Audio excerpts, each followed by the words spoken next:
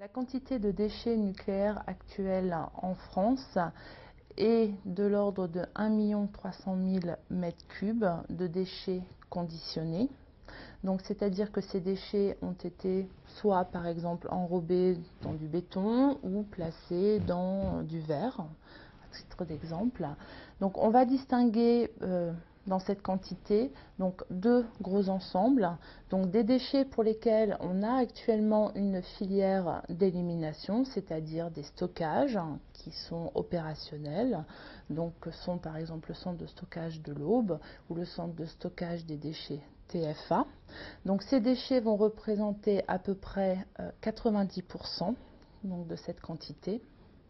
Ces déchets proviennent notamment donc des opérations de démantèlement.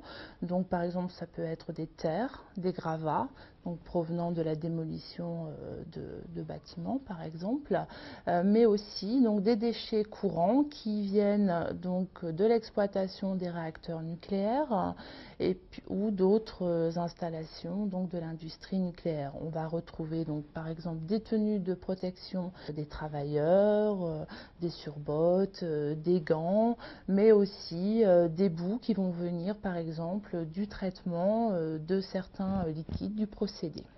Un deuxième ensemble donc, concerne des déchets historiques pour lesquels on n'a pas actuellement de filière d'élimination. Ce sont par exemple les déchets de faible activité à vie longue.